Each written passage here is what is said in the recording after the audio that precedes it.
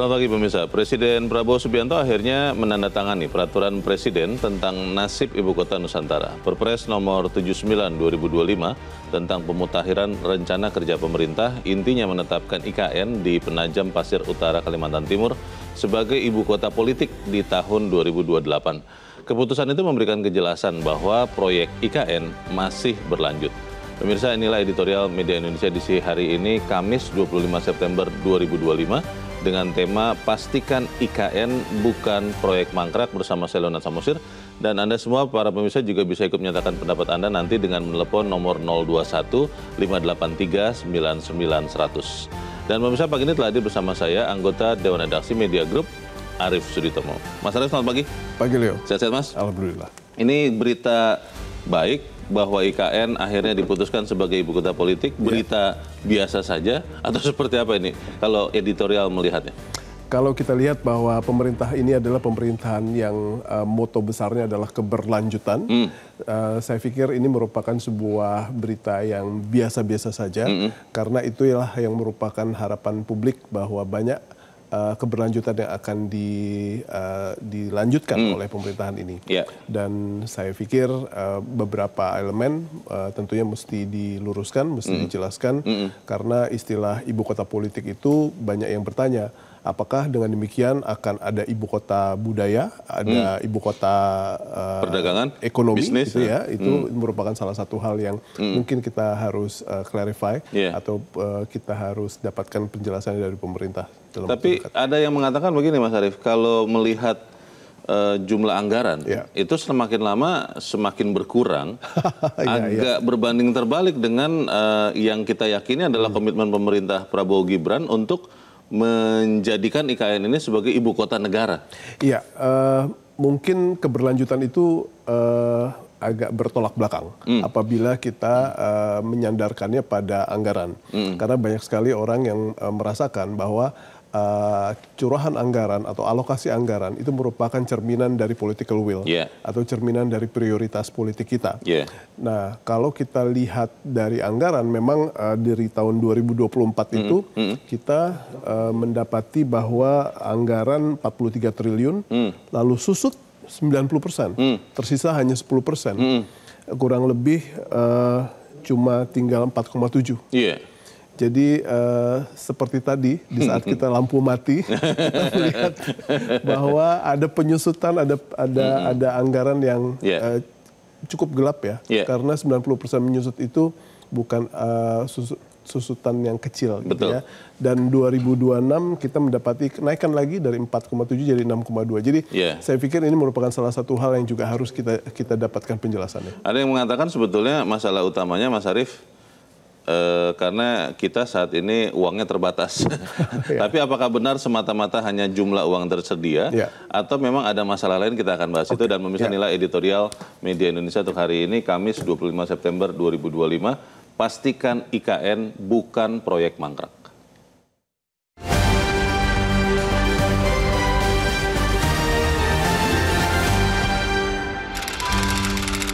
Pastikan IKN bukan proyek mangkrak.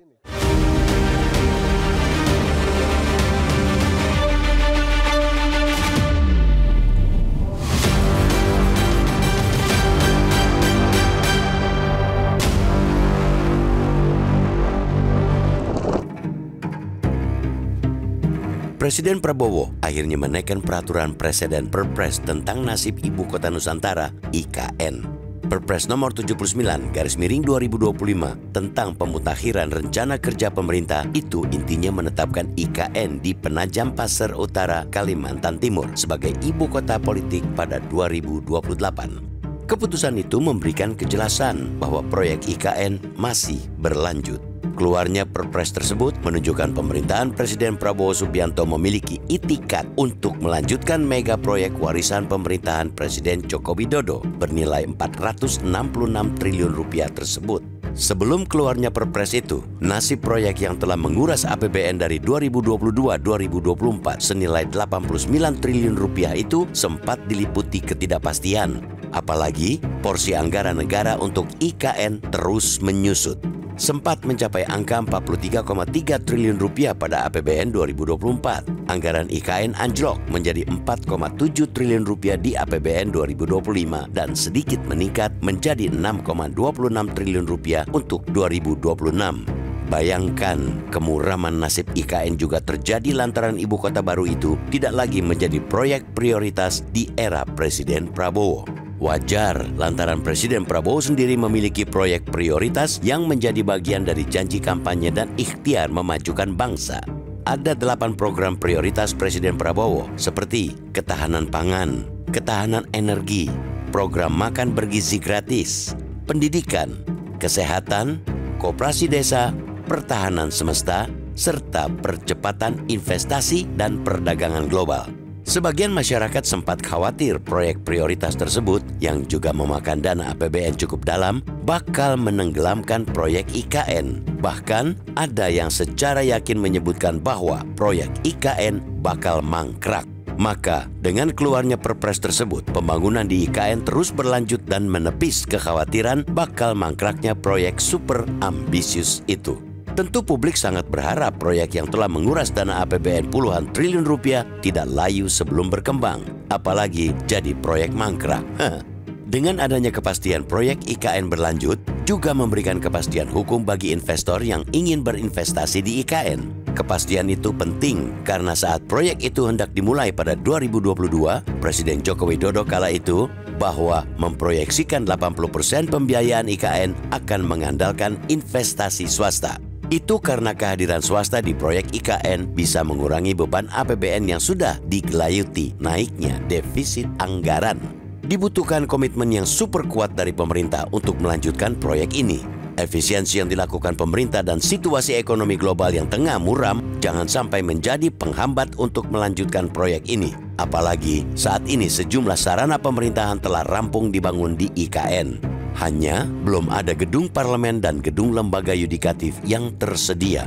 Itu menjadi tantangan besar penyelesaian IKN ke depan. Sebab untuk bisa menjadi pusat pemerintahan, ibu kota negara mesti memiliki tempat kerja untuk parlemen dan untuk lembaga yudikatif seperti Mahkamah Agung dan Mahkamah Konstitusi. Semuanya dicanangkan bakal rampung pada 2028. Meski kelengkapan untuk menjadi pusat politik belum semuanya dibangun, alangkah eloknya jika Istana Negara IKN dan kementerian yang sudah berdiri megah bisa segera difungsikan agar ada aktivitas. Pengoperasian aktivitas wilayah itu merupakan simbol bahwa IKN bakal jauh dari kata mangkrak. Perlu kiranya dipertimbangkan usulan agar Wakil Presiden Gibran Rakabuming Raka bisa memulai dengan kerap beraktivitas dan berkantor di IKN. Itu akan memberi pesan tegas dan jelas bahwa proyek IKN memang layak dan mesti dilanjutkan.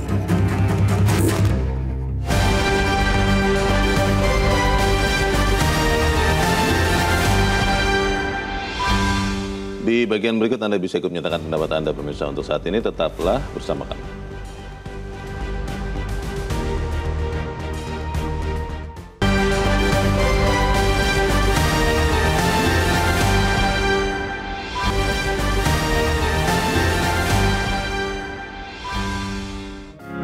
Media Indonesia mengajak Anda untuk mengakses fitur premium e-paper.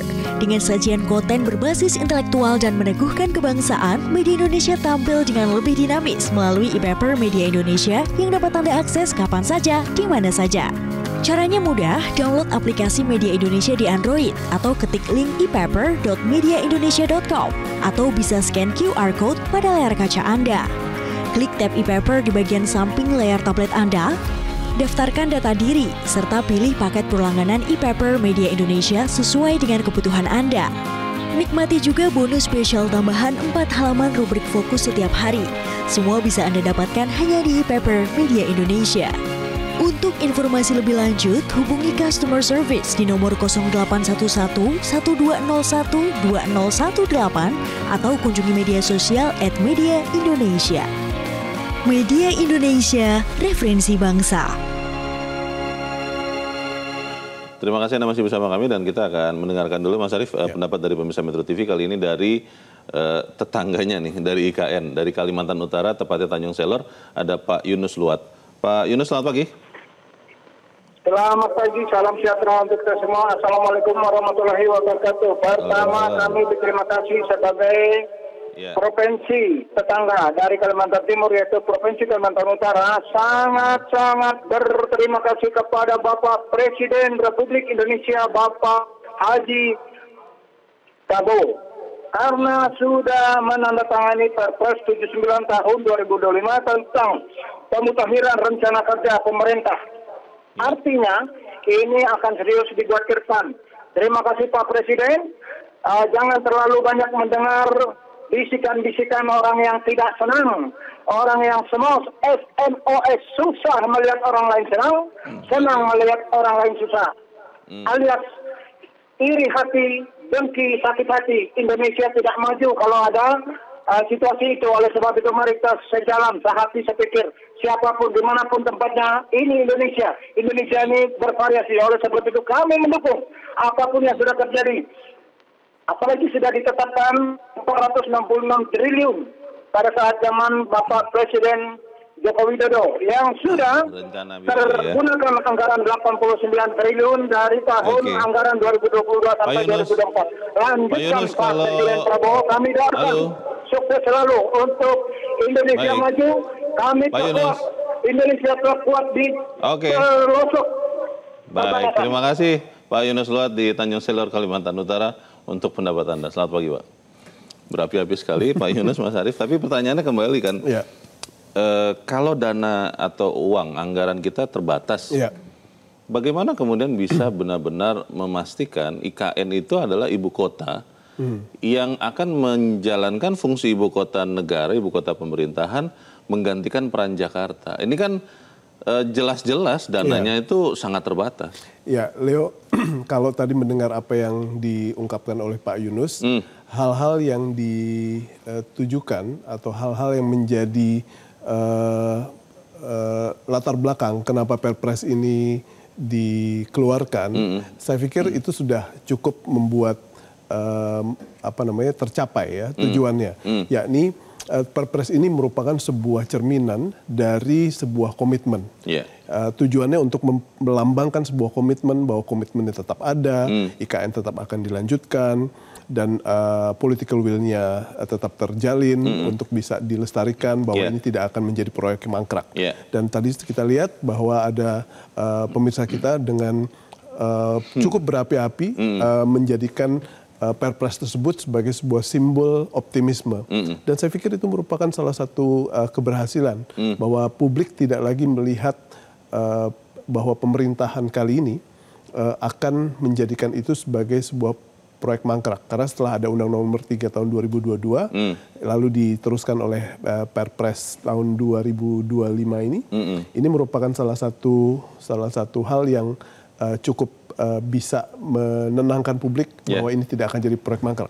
Nah sekarang kalau misalnya kita kembali ke anggaran, ini memang menjadi sebuah kewajiban khususnya bagi para anggota parlemen bahwa kita semua sadar, kita semua tahu apabila yang namanya alokasi anggaran itu merupakan cerminan dari political will. Jadi kalau boleh, ini merupakan salah satu hal yang harus dibuktikan tidak dengan angka cuma 6,2 triliun di tahun 2026. Sehingga kalau bisa ini merupakan salah satu hal yang harus ditingkatkan. Karena 6,2 triliun itu dibandingkan tahun 2024 yang 43 triliun, itu saya pikir nggak nyampe 20% ya. Jadi, betul. Jadi ini merupakan salah satu kewajiban kita untuk sama-sama mengkoreksi anggota parlemen untuk benar-benar bersama-sama pihak eksekutif sudah mengeluarkan sebuah tool bahwa ini adalah sebuah komitmen lewat Perpres nomor 79 2025. Tapi anggarannya dong untuk disesuaikan. Jadi ini merupakan salah satu hal yang harus sinkron dan paralel. Dan juga tadi ya yang di bagian sebelumnya yang Mas Arief juga sudah sempat sebut, apa itu definisi ibu kota politik? Kan itu harus ada definisi yang jelas, undang-undang yang jelas. Lalu apakah itu misalnya kemudian membuka kemungkinan Indonesia punya 2 ibu kota? Atau beberapa. Atau beberapa begitu kan. Karena kalau tidak nanti semua orang juga mungkin masih akan ragu untuk bergerak menyelesaikan IKN ini, Mas Arief. Betul, karena kalau kita bicara soal nomenklatur, undang-undang itu hanya mengenal ibu kota negara, tidak ibu kota politik, ibu kota ekonomi, ibu kota budaya, itu nggak ada. Dan salah satu hal yang kita pahami, apabila memang itu akan menjadi IKN, akan menjadi ibu kota di mana pemerintahan, parlemen, dan kekuasaan yudikatif ada di sana, itu tidak serta-merta kita harus melambangkan itu sebagai ibu kota politik. Kalau kita hanya dengan ibu kota negara pun nggak ada masalah, karena saya yakin dan percaya bahwa tidak akan ada yang bisa menggantikan Jakarta dalam waktu dekat. Kita tanpa harus melabelkan Jakarta sebagai ibu kota ekonomi pun, Jakarta tetap sebuah kota perdagangan, kota ekonomi yang sangat-sangat sudah well established dan susah tergantikan. Dan itu merupakan salah satu hal yang saya pikir jangan sampai itu membingungkan masyarakat hanya karena ada nomenklatur baru. Menjadi menarik kalau kemudian simbol itu seperti di bagian akhir dari editorial Mas Arief ditunjukkan dengan berkantornya wakil presiden. Mungkin karena pertimbangannya kenapa wakil, karena presiden ya tentu harus di ibu kota negara yang saat ini masih ada di Jakarta. Tapi apakah itu benar-benar bisa dilakukan? Kita bahas di bagian berikut, dan pemirsa tetap bersama kami. Editorial Media Indonesia segera kembali.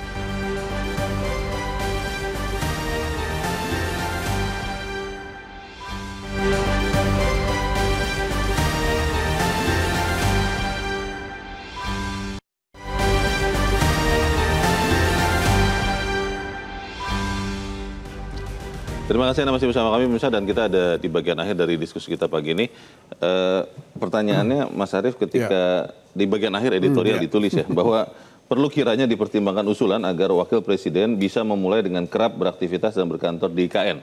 Itu bisa dilakukan, kemudian bisa meyakinkan kita bahwa IKN ini akan segera jadi ibu kota, atau seperti apa? Leo, saya pikir kalau hal-hal yang pada dasarnya menjadi simbol dari sebuah pesan itu sah-sah saja dilaksanakan. Hanya saja kita memang harus mulai mengadres the real challenge yang kita harus lakukan. Karena pindah ke IKN itu kan bukan hanya sarana prasarana buat eksekutif, yudikatif, dan legislatif. Bukan hanya itu saja. Setelah itu ada, orang-orangnya gimana? Karena kan kita tidak bisa berasumsi bahwa orang-orang yang akan melaksanakan tugas-tugas tersebut adalah bujangan semua misalnya. Nggak ada keluarga, nggak ada anak, tidak ada istri gitu ya. Setelah orang-orang datang di sana, apakah sarana prasarana penunjang yang misalnya sekolah, rumah sakit, dan lain sebagainya, pusat perdagangan itu akan dibangunkan oleh negara atau tidak? Dan kenyataannya kan sudah ada ungkapan bahwa sarana-sarana penunjang seharusnya tidak dibebankan kepada APBN. Nah, itu sendiri merupakan salah satu hal yang menjadi problem yang sebenarnya harus kita tuntaskan. Alih-alih sekarang kita ingin meminta wakil presiden berkantor di sana, saya pikir ada hal-hal yang pada intinya harus kita address terlebih dahulu. Tapi kalau misalnya presiden atau wakil presiden mau berkantor di sana untuk memberikan pesan sebagai sebuah simbol dari sebuah komitmen, tidak ada masalah. Kita melihat sekarang kan kepala otorita Pak Basuki itu sudah di sana, sudah berkantor di sana, dan dalam kesempatan bertemu belum lama yang lalu, Pak Basuki mengatakan akan terus berkantor di situ. Maksudnya itu untuk meyakinkan semua bahwa memang IKN itu sudah siap menjadi ibu kota negara. Kalau kita melihat seperti ini, apakah kemudian kita juga bisa yakin bahwa keputusan presiden, kalau tidak salah keputusan presiden ya, untuk benar-benar memindahkan ibu kota, itu akan kita segera bisa lihat juga, Mas Arief? Ya, semua itu kalau pindah ibu kota tuh ibaratnya kita pindah rumah ya. Kalau kita bilang ya kita pindah rumah tapi kita masih ada di rumah lama terus-terusan, itu artinya belum pindah gitu ya. Nah, ini semua kan berujung pada hal-hal yang terkait sama pembiayaan. Jadi apabila kita masih belum memiliki sebuah komitmen yang kuat dalam hal pembiayaan atau skema-skema yang sangat strategis dalam hal kita melaksanakan perpindahan tersebut, saya pikir kita tenang-tenang saja dulu. Toh Presiden Jokowi kemarin menyatakan bahwa ini bukan proyek jangka pendek, tapi proyek jangka panjang. Dan Presiden Prabowo menyatakan ada timeline sampai 2028 untuk beberapa hal penuntasan yang sifatnya strategis. Jadi saya pikir kita tenang-tenang dulu, tidak harus terlalu terburu-buru. Dan memang kalau misalnya saat ini masih bisa kita nikmati IKN sebagai sarana pariwisata, kenapa tidak? Gitu ya. Jadi itu saja dulu yang kita harapkan dari calon ibu kota negara kita. Entah di tahun berapa. Yang penting kemudian jangan sampai mangkrak, karena kalau mangkrak hanya ada mudarat, tidak ada manfaatnya untuk siapapun ya. Kita harapkan seperti itu. Mas Arief, terima kasih sudah hadir di tempat ini. Selamat pagi, Mas. Terima kasih, Leo. Pemirsa, meski kelengkapan untuk menjadi pusat politik belum semuanya dibangun, alangkah eloknya jika Istana Negara IKN dan kementerian yang sudah berdiri megah bisa segera difungsikan agar terjadi aktivitas. Pengoperasian aktivitas wilayah adalah simbol bahwa IKN bakal jauh dari kata mangkrak. Perlu kiranya dipertimbangkan usulan agar Wakil Presiden Gibran Rakabuming Raka bisa memulai dengan kerap beraktivitas dan berkantor di IKN, karena akan memberikan pesan tegas dan jelas bahwa proyek IKN memang layak dan mesti dilanjutkan. Saya, Leona Samudji, berterima kasih Anda sudah menyimak editorial Media Indonesia pagi ini. Terus jaga kesehatan Anda, terus jaga nurani Anda. Selamat pagi, sampai jumpa.